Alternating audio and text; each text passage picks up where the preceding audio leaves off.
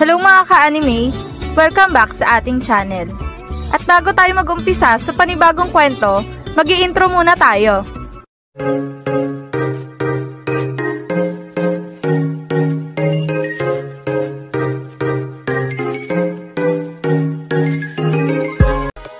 Bago natin simulan ang panibagong kwento ng High School League, gusto ko lang ipaalala sa inyo ng paulit-ulit na ang kwentong ito ay isang fan-made lamang na nabasa ko lang sa isang site at hindi ito kasama sa totoong kwento ng Slam Dunk.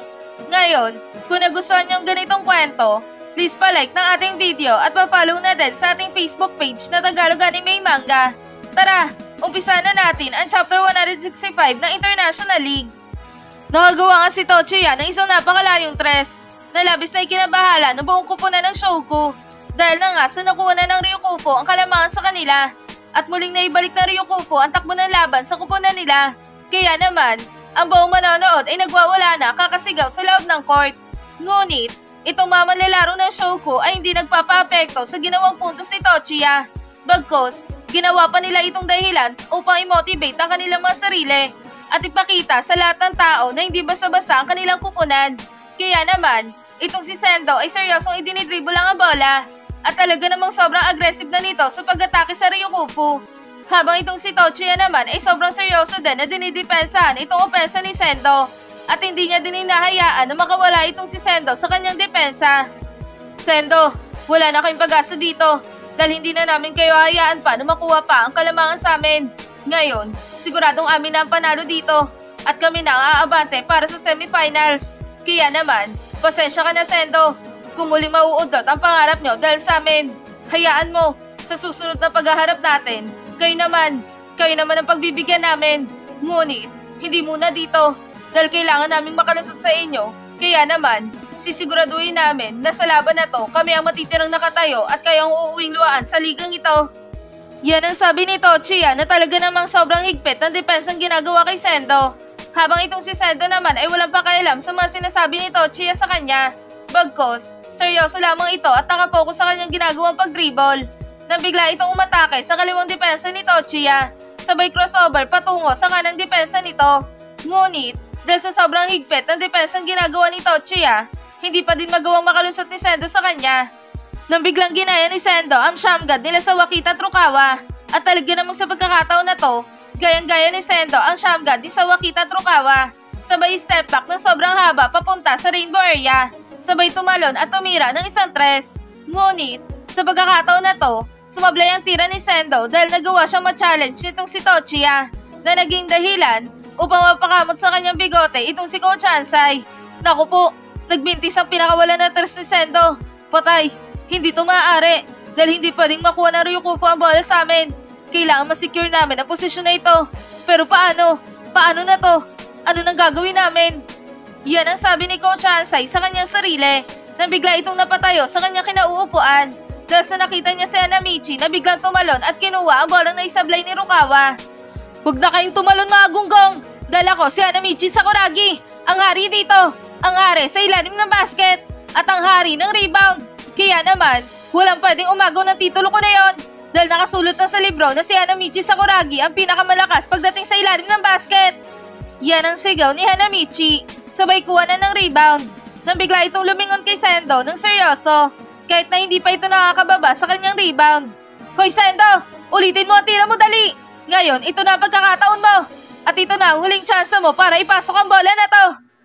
Yan ang sigaw ni Hanamichi. Sabay pasa ng sobrang bilis ng bola papunta kay Sendo. At nangawak na ni Sendo ang bola, agad itong ngumiti, sabay talon at takmang gagawa ng isang tres. Ngayon, humanda na kay Ryukupo. Dahil sa pagkakataon na to, hindi na ako sasablay pa. Hindi ko sasayangin ang ginawang rebound ng kaibigan kong si Hanamichi. Yan ang sabi ni Sendo sa kanyang sarili. Subalit, biglang napatayo ang buong manonood. Dahil na nga sa biglang sumulpot na naman itong si Tochiya sa harapan ni Sendo. Nagkakamali ka Sendo. Dahil sa pangalawang pagkakataon, sisiguraduhin ko na magagawa ulit kitang pigilan. Yan ang sabi ni Tochiya na talaga namang sinasabayan na si Sendo sa ere. Nang biglang napangiti itong si Sendo. Ikaw ang nagkakamali, Tochiya. Dahil isang dikoy lang naman kami ni Hanamichi dito. Dahil ang totoong titira ay yung tinatawag niyong walang bilang sa amin na nakapwesto sa gilid. Yan ang sabi ni Sendo. Sabay drop pass ang sobrang bilis ng bola papunta sa nakapwestong si Kogure. At nang hawak na ni Kogure ang bola, hindi na ito nag-aksepa ng oras at agad itong tumalon at tumira ng isang tres. At sa pagkakataon na to, wala na nakasabay pa kay Kogure. Dahil na nga sa hindi nakahanda itong si Senji sa pagdepensa kay Kogure. Dahil sa nakatutok ito sa laban nila Sendo at Ochiya. Kaya naman, nalibre na itong si Kogure at nagawa nitong maipasok ang kanyang tira sa kanilang basket. Na naging dahilan upang makuha na naman nila ang kalamangan sa Ryukufu. At 38 segundo na lang ang natitira para sa uling yugto ng laban. Nalabis na ikinatuwa talaga ng buong tagahanga ng Shouko. Dahil na nga sa tindi ng ginawang rebound at ginawang pasa at ginawang tira ni Sendo, Hanamichi at Kogure. Kaya naman, ang buong manonood ay nagsisigawan na din sa sobrang tuwa. At talaga namang sobrang nakakabingi din ang kanilang sigawan para sa kupunan ng Shouko. Ayos! Napakatindi! Ang solid ng teamwork ng tatlong ito! Grabe! Sobrang nakakabanga at sobrang nakakabilib! Sobrang ganda ng ipinakitang laro ng number 7, number 10 at number 5 na yon. Hindi ako makapaniwala. Halos tumatay ang aking balahibo sa laban na to. Walang sino man ang gusto magpatalo sa dalawang kupunan na to. Hindi ako nagsisisi na nandito ako ngayon at pinapanood ang laban nila. Dahil ang laban na to ay isang laban na may tatatak sa utak ng bawat manonood. May isusulat ito sa kasaysayan na pinakamagandang laban na naganap sa ligang ito. Wala pa sila sa semifinals pero parang nasa finals na sila. Parang laban ito ng dalawang mandirigma na walang sino man ang gusto magpatalo.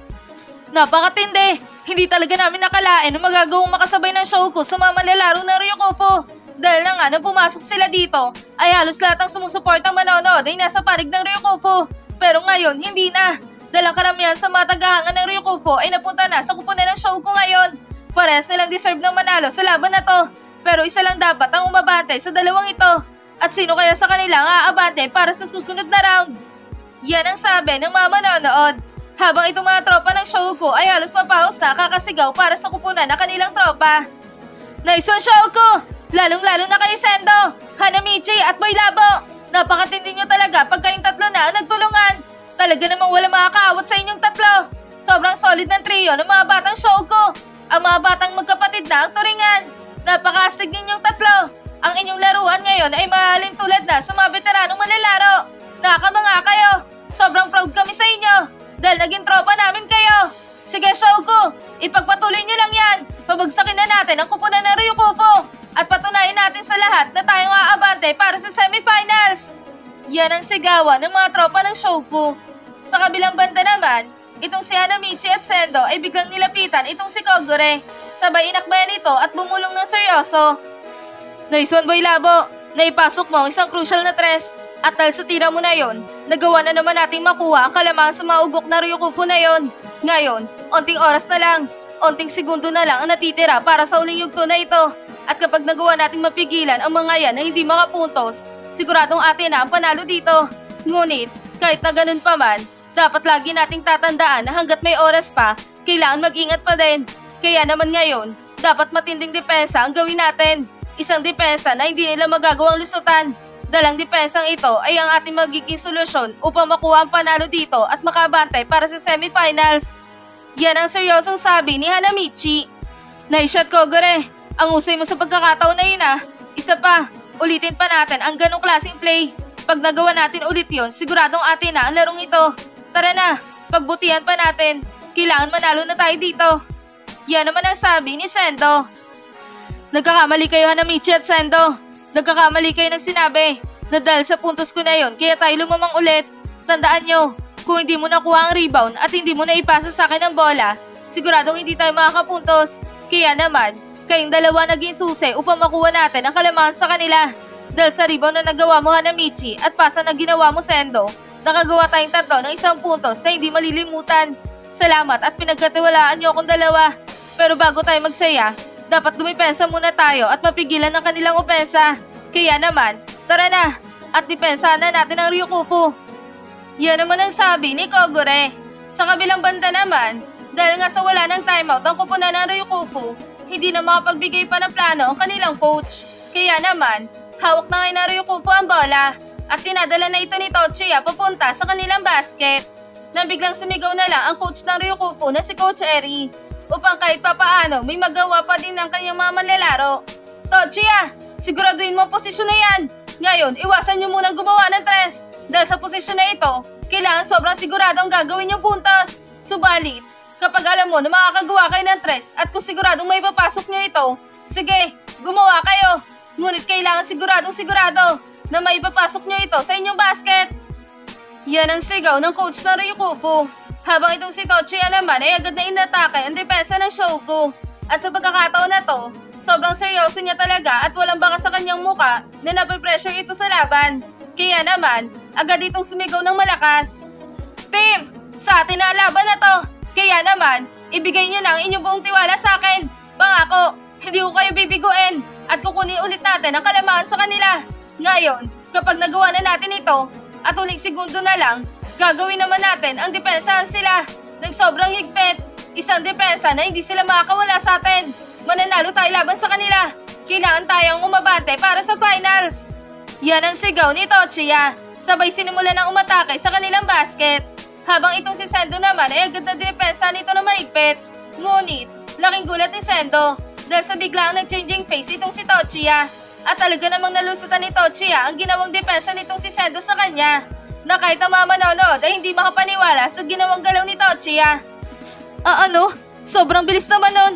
Sobrang bilis naman ang ginawang change direction ng Tochiya na to. Ang balance sa kanyang upper body ay sobrang solid talaga. Dahil nakagawa ito ng galaw na hindi magagawa ng isang ordinaryong manlalaro lamang. Grabe, imposible talaga ito. Hindi ko inaasahan ang ganung galaw sa kanya. Nakakainis. Yan ang sabi ni Sendo sa kanyang sarili. Habang ito mamanonood ay napatayo din sa kanilang kinauupuan. Dahil sa gulat sa ginawa ni Tochiya. Nakita niyo ba yon? Isang change direction ang ginawa ni Tochiya. Isang sobrang bilis na crossover ang ginawa nito sa depensa ni Sendo. Pero ang mas nakakabilib dito, na hindi man lang ito nawala ng balanse. Bagkos, para bang sobrang sanay na sanay ito sa ganung galaw. Grabe, hindi ako mapaniwala na ganun niya lang kadali nalulusutan itong depensa ni Sendo. Mukhang magagawa pang makuha ng Ryukufu ang laban na to sa uling segundo ah. Yan ang usapan ng mga manonood na talaga namang humahanga kay Tochiya. At dito na nagtatapos ang Chapter 165 na International League.